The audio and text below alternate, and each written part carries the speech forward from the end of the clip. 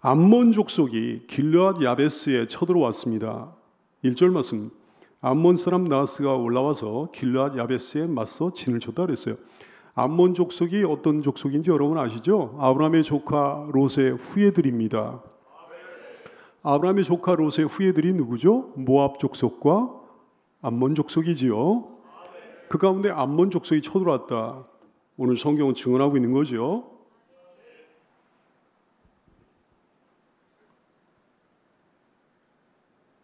이 그림을 보시면서 오늘 말씀 듣는데 여러분 이해가 될 줄로 압니다. 갈릴리 호수고요.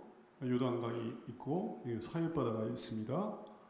암몬 족속은 사해바다 북동쪽에 위치하고 있어요. 오늘날의 요르단 지역입니다. 예루살렘에서 기브아는 가까운데요. 기브아에 사울이 살고 있잖아요. 길르앗 야베스에 요단강 동편에 루벤 지파, 갓지파, 므낫세 반지파가 있었는데 므낫세 반지파에 속한 길르앗 야베스 땅에 암몬 족속이 쳐들어왔던 말씀이에요. 요단강 서편에는 이스라엘의 주류 세력이 살고 있습니다. 9개 지파, 유다 지파, 에브라임 지파를 비롯한 9개 지파 반지파가 요단강 서편에 자리 잡고 있고 나머지 두 지파 반지 이제 루벤 지파, 갓지파, 므낫세 반지파가 요단강 동편에 자리 잡고 있는 거예요. 길르앗 야베스 여기 암몬 사람들이 이제 자기네들의 수도 라빠에서 한 50km 정도 떨어진 지점에 있는 길르앗 야베스를 쳐들어왔습니다. 길르앗 야베스는 이 갈릴리 호수에서 남쪽으로 한 30km 정도 떨어진 지점에 위치해 있는 거예요. 그림을 약간 끌어올리면 더 좋겠죠. 이스라엘 백성 그러니까 길르앗 야베스 사람들이 위기를 당해가지고 기브아에 원군을 요청합니다. 원군을 요청했더니 기브아에서 사울이 이스라엘 백성들을 소집을 했어요. 군사를 소집을 했어요. 그래서 배색에 모여가지고 길르앗 야베스 사람들을 이제 구하러 가게 됩니다. 여기서 여기까지는 한 22.5km 정도 이렇게 떨어져 있고요. 이 기브아에서 이렇게 직선거리로 요단강 쪽으로 진행을 하게 되면 여기에 길갈이 위치해 있습니다. 그림이 좀 이해가 되시죠? 이스라엘이 가나안 땅으로 들어가기 전부터 이스라엘이 출애굽한 이후에 가나안 땅으로 들어가기 전부터 이미 암몬 족속은 잘 조직된 왕국을 가지고 있었습니다. 이 사람들이 지속적으로 이스라엘을 괴롭혔습니다. 사사기 10장 9절 말씀에 보니까 오늘 사건이 일어나기 100여 년 전에도 암몬 족속이 요단강을 건너가지고 요단강 서편에 있는 이스라엘 족속들을 공격을 해온 적이 있었습니다. 또 요단을 건너서 유다와 베냐민과 에브라임 족속과 싸움으로 이스라엘의 곤고가 심하였더라. 이때 이스라엘을 구원한 사람이 암몬 족속의 손으로부터 구원한 사람이 누구였는가요? 사사 입다였어요. 사사기 11장 32절 이하의 말씀. 이에 사사 입다가 암몬 자손에 이르러 그들과 싸우더니 여호와께서 그들을 입다의 손에 넘겨주심에 아로엘에서부터 민닛에 이르기까지 20성읍을 치고 또 아벨 그라밈까지 매우 크게 무찌르니 이에 암몬 자손이 이스라엘 자손 앞에 항복하였더라. 성경은 증언하고 있는 거죠. 100여 년 전에 이 사건이 일어났는데 100년 만에 이제 세력을 회복해가지고 길르앗 야베스 땅을 또 쳐들어온 거예요. 나중에는 이제 어떻게 되는 거니? 다윗 왕에 의해 가지고 이스라엘의 대왕인 다윗 왕에 의해 가지고 정복이 됩니다. 사무엘하 12장 29절 31절 말씀. 다윗이 모든 군사를 모아 랍바로 가서 랍바는 그 암몬의 수도입니다. 랍바로 가서 그것을 쳐서 점령하고 그 안에 있는 백성들을 끌어내어 톱질과 썰이질과 철도끼질과 벽돌구이를 그들에게 하게 아니라 그들에게 종사를 시켰다 얘기해요. 암몬 자손의 모든 성읍을 이같이 하고 다윗과 모든 백성이 예루살렘으로 돌아갔다. 성경은 증언합니다. 암몬 사람 나하스가 쳐들어왔다고 그러는데 암몬 족속의 왕을 의미합니다. 길르앗 야베스 땅에 쳐들어왔어요. 1절 말씀 암몬 사람 나하스가 올라와서 길르앗 야베스에 맞서 진쳤다 그랬어요. 길르앗 야베스는 아까도 봤지만 요단강 동편에 있는 땅이에요. 아까도 봤지만 갈릴리 바다 남쪽에 있는 땅입니다. 므낫세 반지파의 영토예요.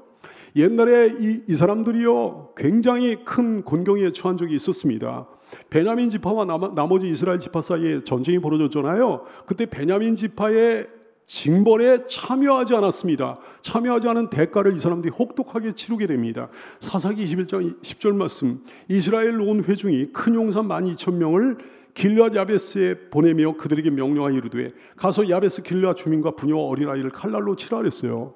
그때 길르앗 사람들, 야베스 사람들이 다 죽었습니다. 처녀들만 살려뒀어요. 처녀들은 왜 살려뒀는 거 아니? 당시에 베냐민 지파 남자들이 거의 몰살당하지 않았습니까? 600명만 살아남고 나머지 다 몰살당했잖아요. 베냐민 지파가 없어질 지경에 처하니까 베냐민 지파를 존속을 해야 되지 않겠습니까? 베냐민 지파를 존속하기 위해 가지고 길르앗 야베스 주민들 중에 처녀들을 살려줘 가지고 그 베냐민 지파에 남은 장정들의 아내로 삼게 했던 거예요. 이런 슬픈 역사가 그들에게 있었습니다. 암몬은 자기들의 수도 라빠에서 50km 정도 북쪽으로 진군해 가지고 길르앗 야베스 맞은편에 진을 친 거예요. 길르앗 야베스는요 굉장히 좋은 목초지였습니다.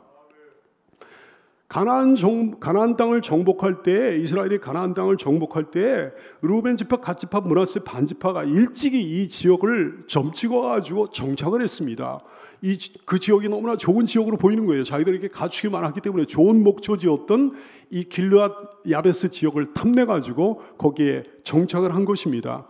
근데 암몬 족속은 늘 그 땅을 자기네들 영토라고 주장을 했어요. 자기네들의 소유라고 주장을 했어요. 그래서 이스라엘에게 그 땅을 돌려달라 이렇게 주장을 했습니다. 그래가지고 그 땅을 늘 호시탐탐 엿보고 있었는데 이제 입다에게 패퇴한 다음에 100여 년 만에 세력을 회복해가지고 길르앗 야베스 땅에 다시금 쳐들어온 거죠.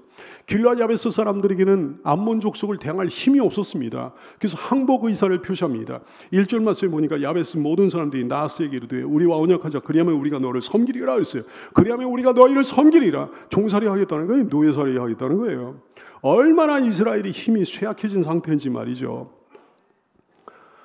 야베스 사람들에게 암몬 사람들을 대항할 힘이 없었을 뿐만 아니라 온 이스라엘이 길르앗 야베스 자기들을 돕지도 못할 거라고 그렇게 여겼던 거예요. 그래서 우리가 너희를 섬길 테니까 우리를 좀 봐달라 그랬어요.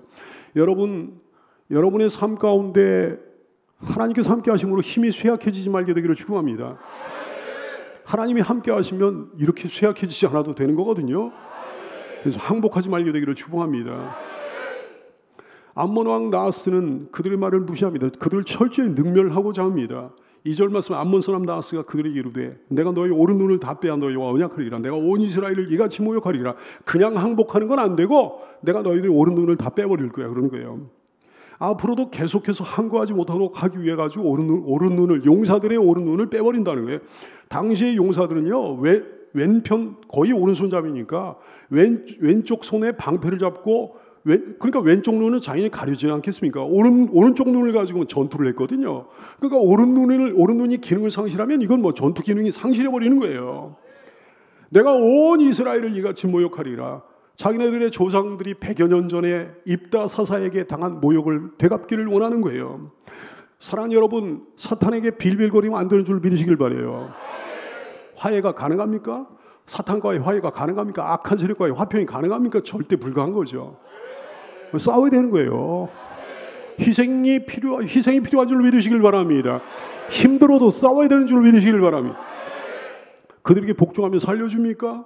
그들에게 무릎을 꿇으면 평화가 찾아옵니까? 아니에요. 절대 불가한 거예요. 반드시 싸워야 되는 거예요. 그래서 싸우려면 힘이 있어야 되겠죠. 여러분 개인에게 하나님께서 함께 하심으로 힘이 있게 되기를, 여러분 가정에 힘이 있기를, 우리 교회에 힘이 있기를, 한국교회에 힘이 있기를, 여러분이 영적으로 하나님께서 함께 하심으로 힘이 있기를, 육적으로도 힘이 있게 되기를 축복합니다. 야베스 장로들은 지푸라기라도 잡아보려는 심정으로 온 이스라엘에 도움을 요청합니다. 나하스 왕에게 그런 거예요. 암몬의 나하스에게 그런 거예요. 일주일만 말미를 다오 그러는 거예요. 3절 말씀, 야베스 장로들이 나하스에게 이르되 우리에게 이래 동안 말미를 주어 우리가 이스라엘 온 지역에 전령들을 보내게 하라. 만일 우리를 구원할 자가 우리 형제들 가운데, 이스라엘 형제들 가운데 우리를 구원할 자가 없으면 네가 말한 대로 너에게 나아가서 너의 요구를 다 들어주리라 했어요. 별 기대는 할 수 없지만 그저 지푸라기라도 잡아오고자 하는 심정으로 그렇게 하는 거죠. 그랬더니 거기에 구원의 길이 열렸습니다. 여러분은 어떤 절망적인 상황이 와도 절대로 포기하지 마시기를 축복합니다. 살 길이 있는 거니까요. 암몬 왕 나하스가 순순히 허락을 합니다. 그렇게 순순히 허락한 이유가 뭐겠습니까? 순순히 허락한 이유가 있지 않겠습니까? 온 이스라엘을 자기네들이 다 능멸하기를 원했던 거예요. 100여 년 전에 자기들의 조상이 이스라엘에게 당한 그 수모와 수치를 갖다가 갚아주길 원했던 거예요. 온 이스라엘 능멸하기를 원했던 거예요. 요단강 서편에 이스라엘 주류 세력이 요단강 서편에 자리 잡고 있잖아요. 요단강 서편에 있는 이스라엘 주류 세력은 남서쪽에 자리 잡고 있던 블레셋으로 인해 가지고 원군을 야베스에 보낼 수 없을 거라고 이렇게 여겼던 거예요. 설사 이스라엘 주류 세력이 원군을 보내준다고 해도 승리할 자신이 있었던 거예요. 그래가지고 뭐 도움을 요청하든지 하더니 일주일간 말미를 주마 이렇게 허락을 했던 거죠. 사랑하는 여러분, 적을 얕보면 반드시 집니다. 어떤 적이라도 여러분 얕보지 마시기를 축복합니다. 경적 필패예요. 야베스의 전령들은 이제 기브아로 쫓아가서 그 소식을 전하고 구원을 요청합니다. 4절 말씀, 이에 전령들이 사울이 사는 기브아 이르러 이 말을 백성에게 전했다 그랬어요.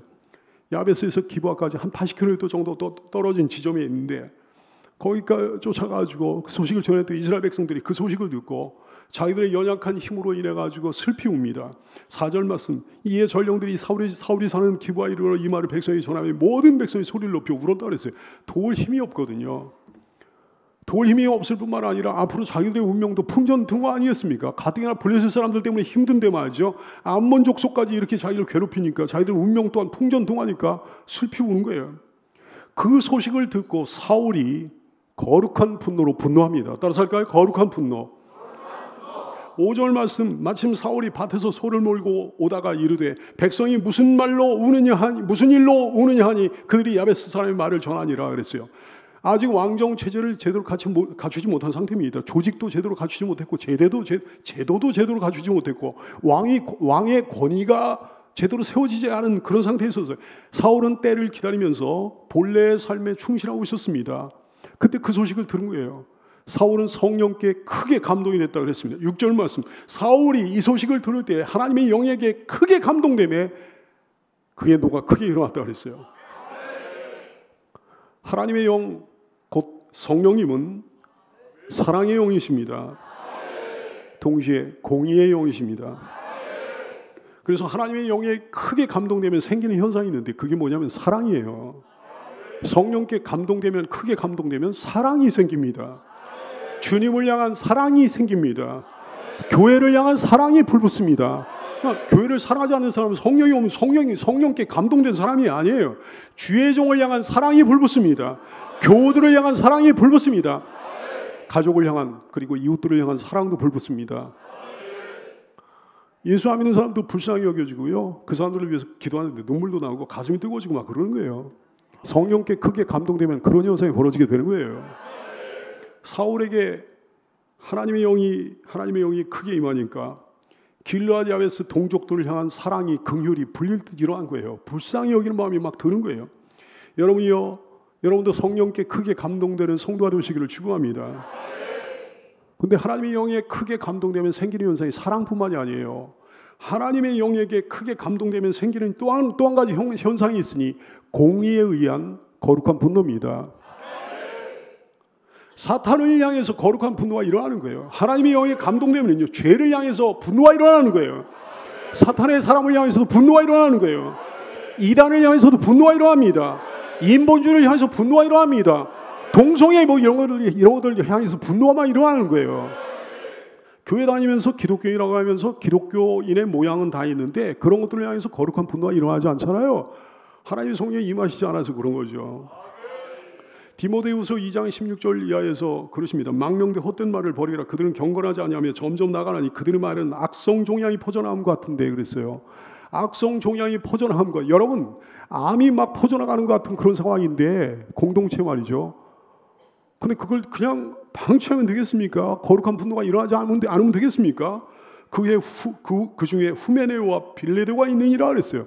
거룩한 분노가 일어날 상황에서는 일어나야 되는 거죠. 사울에게 암몬 족속을 향한 거룩한 분노가 불릴 듯 일어났던 거예요. 여러분도 성령께 크게 감동되는 성도가 되시기를 축원합니다. 하나님과 함께 분노해야 되는 거죠. 하나님께서 분노하시는데 그걸 향해서 입을 벌리고 좋아하면 안 되는 거죠. 입을 해벌리고 좋아하고 있으면 안 되는 거죠. 민수기 11장 1절 말씀, 여호와께서 들으시기에 백성이 악한 말로 원망하며 여호와께서 들으시고 진노하사 여호와의 불을 그들 중에 붙여서 진영 끝을 사르게 하셨다 그랬어요. 하나님이 분노하시면 여러분도 분노하게 되기를 축원합니다. 하나님이 분노하시는데 자기는 하나님이 어떤 사람들 향해서 분노하시는데 지는 사랑한다고 하면은 그거는 마귀적인 사랑이 아니겠습니까? 아니 어떻게 지가 하나님보다 사랑이 더 많으냐 얘기요. 하나님은 분노하시는데 지는 사랑한데, 하나님은 분노하시는데 지는 불쌍하대. 민수기 25장 1절 이하에 보면 이스라엘이 시딤에 머물러 있더니 그 백성이 모압 여자들과 음행하기를 시작했다 그랬어요. 그 여자들이 자기 신들에게 제사할 때 이스라엘 백성들을 청하며 이스라엘 백성이 먹고 그들의 신들에게 함께 전함으로 이스라엘이 바알볼에게 가담했다 그랬어요. 여호와께서 이스라엘에게 진노하셨다 그랬어요. 여호와께서 모세에게 이르시되 백성의 수령들을 잡아 태양을 향하여 여호와 앞에 목매어 달라. 그리하면 여호와의 진노가 이스라엘에게서 떠나리라 그랬어요. 모세는 하나님의 마음과 동일합니다. 모세는 그 온유함이 온 지면에 승한 사람이었는데, 굉장히 온유한 분이었는데, 그럼에도 불구하고 하나님의 진노가 있는 곳에 그의 진노, 그의 분노도 있는 거예요. 모세가 이스라엘 재판관들에게 이르되 너희는 각각 바알볼에게 가담한 사람들을 죽여라 그랬어요. 근데 이스라엘 온 회중이 하나님보다 더 사랑이 많아요. 하나님보다 더 긍휼이 풍성해. 25장 민수기 25장 6절 이하는 증언합니다. 이스라엘 자손의 온 회중이 회막문 앞에서 불쌍하다고 울었다 그랬대. 그때 이스라엘 자손 한 사람이 모세와 어느 회중의 눈앞에 미디안의 한 여인을 데리고 그의 형제에게로 온지라. 그때 하나님의 분노로 거룩한 분노로 분노한 한 사람이 있었으니 이 사람이 제사장 아론의 손자 엘라살의 아들 비느하스였습니다. 비느하스가 보고 회중 가운데서 일어나 손에 창을 들고 그 이스라엘 남자를 따라 그의 막사에 들어가 이스라엘 남자와 그 여인의 배를 꿰뚫어서 두 사람을 죽이니 하나님의 징벌이 이스라엘 자손에게서 그쳤더라 그랬어요. 그때 하나님의 징벌로 죽은 자가 24,000명이나 됐다 그랬습니다. 여호와께서 모세에게 말씀하시되 제사장 아론의 손자 엘라살의 아들 비느하스가 내 질투심으로 진노하여 내 분노로 분노하여 이스라엘 자손 중에서 내 노를 돌이켜서 내 질투심으로 그들을 소멸하지 않게 하였도다. 비느하스가 이스라엘 백성들을 살려냈다 그런 말씀입니다. 비느하스가 이스라엘 백성들을 구원했다 그런 말씀이에요. 하나님의 진노를 그치겠다는 말씀이에요. 그러므로 말하라. 내가 비느하스에게 내 평화의 언약을 주리니 비느하스와 비느하스의 후손에게 영원한 제사장 직분의 언약을 주리라 하셨어요. 비느하스의 아들 비느하스의 손주까지 대대로 그 직분을 내 앞에서 감당하게 되리라. 그가 그의 하나님을 위하여 질투하여 그가 그의 하나님을 위하여 분노하여 이스라엘 자손을 위하여 속죄하였음이니라 말씀하셨어요. 오늘날에 이것은 영적인 전쟁에 관한 말씀이에요. 사랑하는 여러분이요, 하나님의 영이 여러분에게도 임하여 여러분에게도 거룩한 분노가 일어나게 되기를 축원합니다. 사울은 강력한 경고를 통해 군사들을 소집을 했어요. 7절 말씀 한 겨리의 소를 잡아 각을 뜨고 전령들의 손으로 그것을 이스라엘 모든 지역에 두루 보내어 이르되 누구든지 나와서 사울과 사무엘을 따르지 않으면 그의 소들도 이와 같이 하리라 하였더니 여호와의 두려움이 백성에게 임하며 그들이 한 사람같이 나왔다 그랬어요. 한겨리의 소라고 했는데 한 쌍의 소란 말씀이죠. 자기가 평소에 농사일에 활용하던 바로 그 소들입니다. 그 소들을 잡아가지고 각을 떴습니다. 절단해가 조각을 내가지고 이스라엘 온 백성들에게 온 지파에게 보낸 거예요. 누구든지 나와서 사울과 사무엘을 따르지 않으면 그랬어요. 자기 뜻이 곧 사무엘의 뜻이라는 거죠. 사무엘의 뜻은 곧 누구의 뜻입니까? 하나님의 뜻이죠. 그러니까 자기 뜻이 곧 하나님의 뜻이라는 거예요. 누구든지 나와서 사울과 사무엘을 따르지 않으면 그의 소들도 이와 같이 하리라. 위협적인 경고입니다. 강력한 경고입니다. 가만두지 않겠다는 거죠. 농사일에 자기가 활용하던 자기의 소를 잡아가지고 이스라엘의 군사들을 소집하는 경고용으로 활용을 했습니다. 엘리사 선지자가 엘리야 선지자의 부르심을 받았을 때 그때도 소를 잡아가지고 뭐 이렇게 희생하는 일들이 벌어졌어요. 열왕기상 19장 19절 이하의 말씀. 엘리야가 거기서 떠나 사밧의 아들 엘리사를 만나니 그가 12겨리소를 앞세우고 밭을 가는데 자기의 12째 겨리소와 함께 있더라. 엘리야가 거리로 건너가서 겉옷을 엘리사 위에 던졌다 그랬어요. 엘리사를 자기의 제자로 부르는 거예요. 나를 따르라 부르는 거예요. 그랬더니 엘리사가 소를 버리고 엘리야에게로 달려와서 이르되 청하건대 나를 내 부모와 입맞추게 하소서. 그리한 후에 내가 당신을 따르리이다. 엘리야가 허락을 했어요. 그랬더니 엘리사가 그를 떠나 돌아가서 한 겨리소를 가져다가 잡고 소의 기구를 불살라 그 고기를 삶아 백성에게 주어 먹게 하고 일어나 엘리야를 따르며 수종을 들었다. 성경은 증언합니다. 본인을 위해 쓰던 도구를 갖다 주님을 위해 쓰는 도구로 변환시킨 거죠. 본인을 위해 쓰던 삶을 갖다가 주님을 위해 쓰는 삶으로 변환시킨 거죠. 엘리사 선지자도 그리고 사울도. 사울은 정말 놀랍게 달라졌습니다. 22절 사무엘상 10장 22절 말씀은 사울이 어떤 사람이었는가에 대해서 증언하고 있잖아요. 그러므로 그들이 또 여호와께 묻되 그 사람 사울이 여기 왔나이까? 여호와께서 대답하시되 사울이 짐 보따리들 사이에 숨어 있다, 이렇게 말씀하셨습니다. 짐 보따리들 사이에 숨어 있던 사람인데 오늘 어떻게 변했습니까? 보니까 7절 말씀에 한 겨리의 소를 사울이 잡아 각을 뜨고 전령들의 손으로 그것을 이스라엘 모든 지역에 두루 보내어 이르되 누구든지 나와서 사울과 사무엘을 따르지 않냐면 그의 손들도 이와 같이 하리라. 엄청나게 달라졌잖아요. 정말 용감한 사람이 됐어요. 정말 담대한 사람으로 변화됐어요. 여러분도 하나님의 영이 크게 임함으로 하나님의 부르심을 받음으로 사울처럼 놀랍게 달라지는 역사가 일어나게 되기를 축복합니다. 예수님의 제자들도 다 달라진 사람들이, 처음부터 예수님의 제자들이 그럴듯한 사람들이 아니었습니다. 마태복음 26장 56절 말씀을 보니까 이에 제자들이 다 예수를 버리고 도망했다 그랬어요. 마태복음 26장 74절 이하에 보십시오. 그 유명한 베드로의 이야기가 나옵니다. 베드로가 저주하여 맹세하여 이르되 나는 그 사람 예수를 알지 못하노라 하니 곧 닭이 울었다 그랬어요. 이에 베드로가 예수의 말씀에 닭 울기 전에 내가 3번 나를 부인하리라 하심이 생각나서 밖에 나가서 심히 통곡했다 그랬어요. 그 제자들이 이렇게 달라집니다. 사도행전 4장 19절 이하의 말씀, 베드로와 요한이 대답하여 이르되 하나님 앞에서 너희 말을 듣는 것이 하나님의 말씀을 듣는 것보다 옳은가 판단하라. 우리는 하나님께 보고 들은 것을 말하지 아니할 수 없다. 죽음을 각오하고 하나님 말씀 증거하는 증거자로 변했습니다. 여러분도 사울처럼, 여러분도 예수님의 제자들처럼 하나님의 성령 임하심으로 놀랍게 달라지게 되기를 축원합니다. 우리들의 무기는 육체가 아니요 그러나 강하오 참으로 강하오.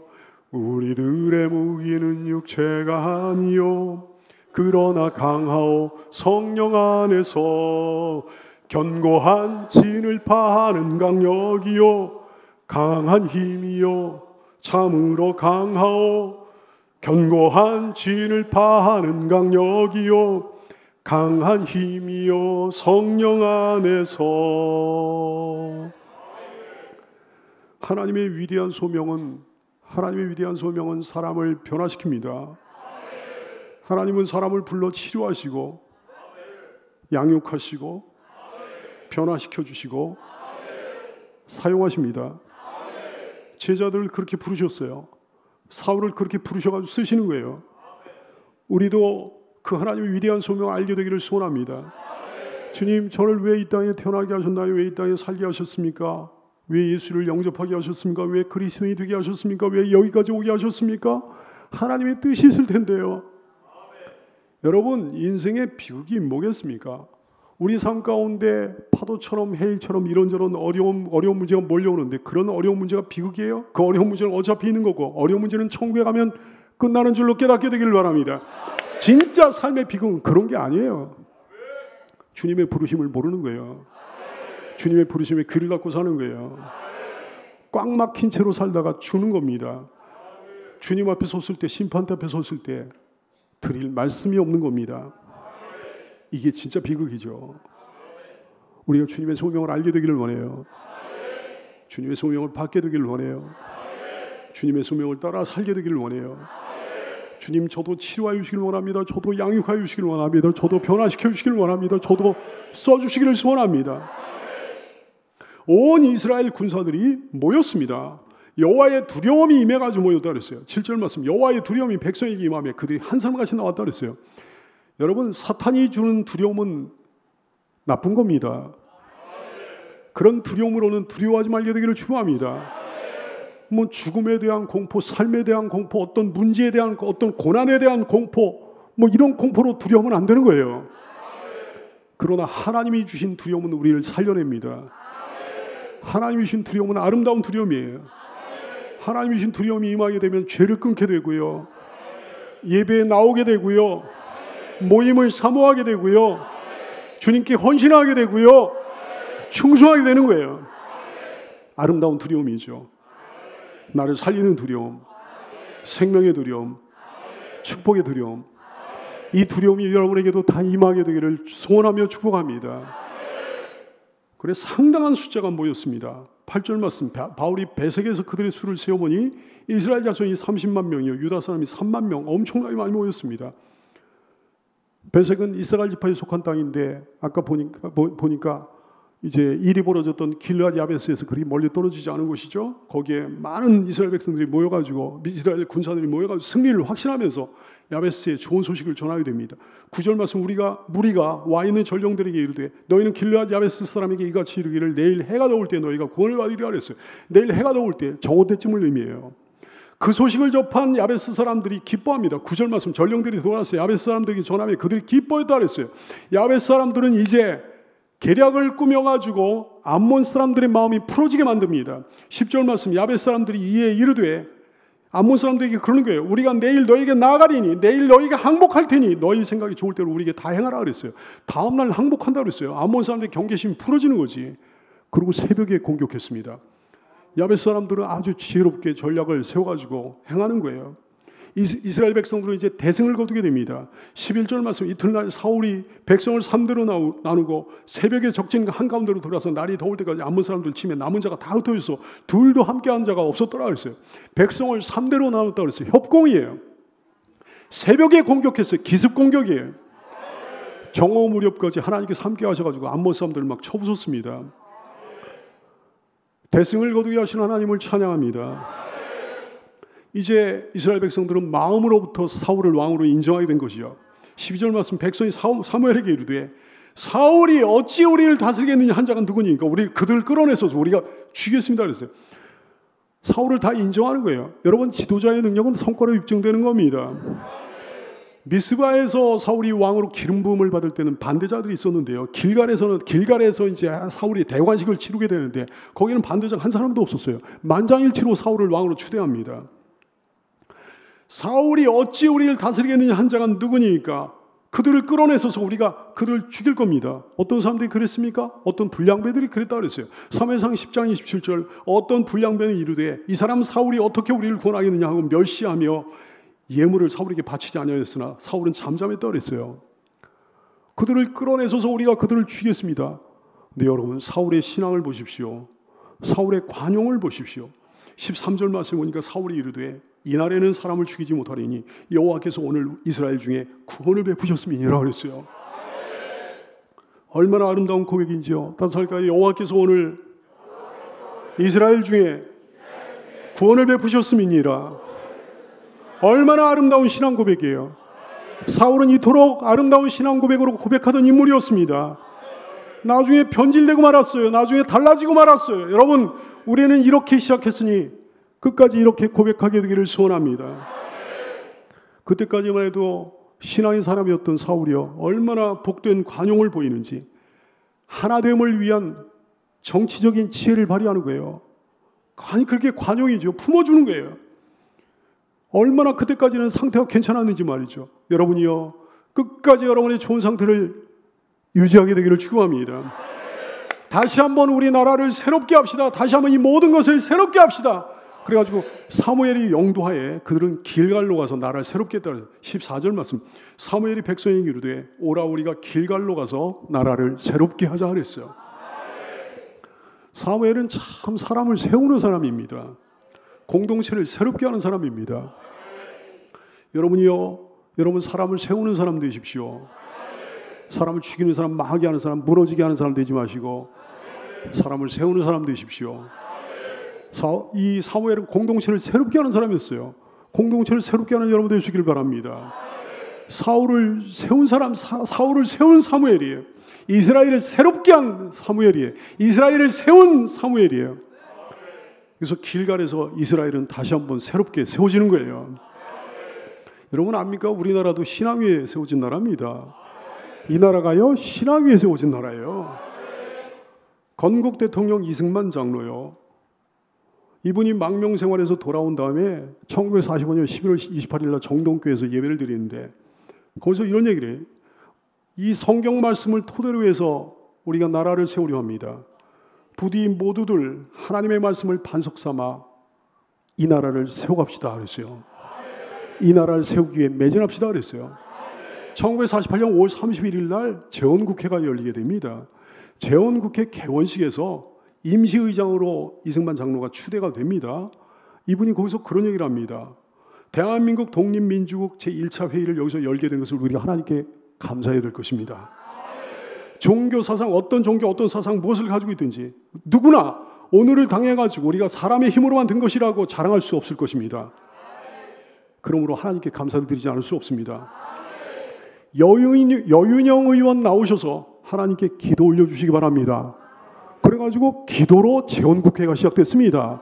기도로 나라가 시작됐습니다. 이 여윤영 의원이 누군가 아닌 목사님이에요.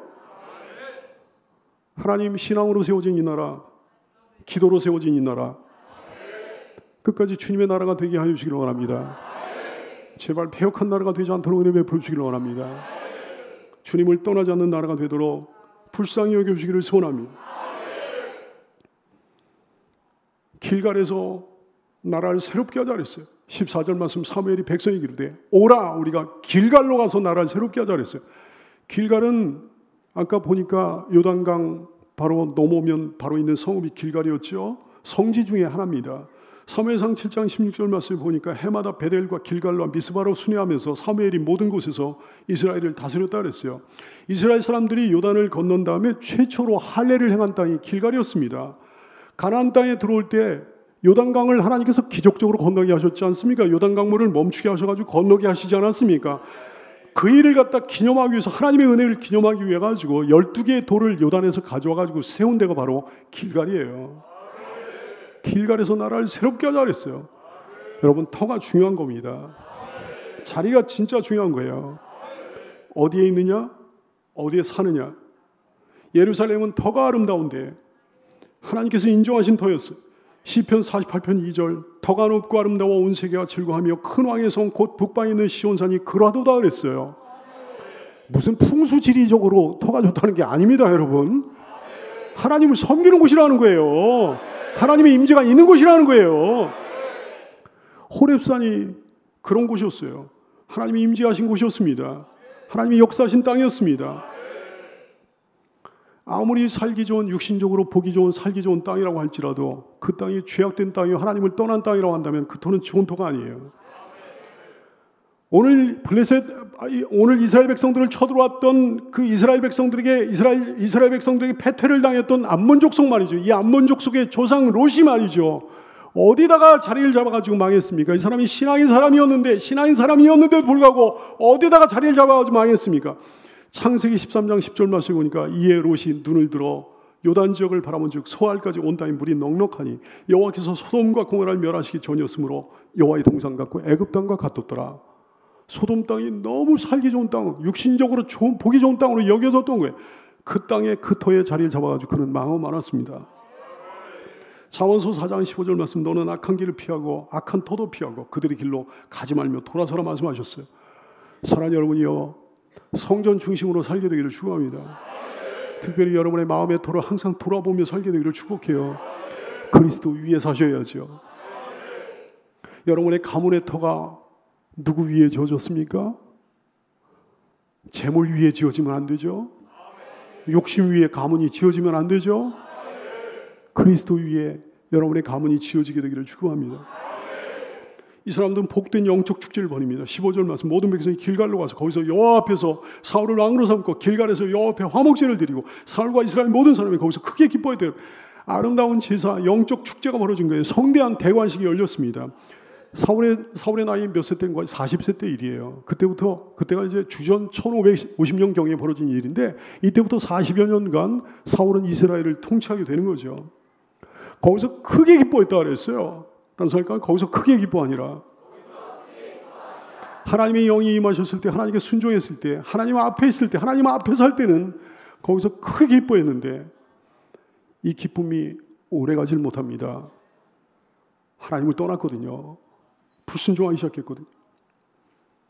사랑하는 여러분, 거기서 크게 기뻐 아니라 이 아름다운 승리의 기쁨이 여러분의 삶 가운데는 그치지 말고 제발 주님 오시는 그날까지 언제나 지속될 수 있기를 소원하며 축복합니다.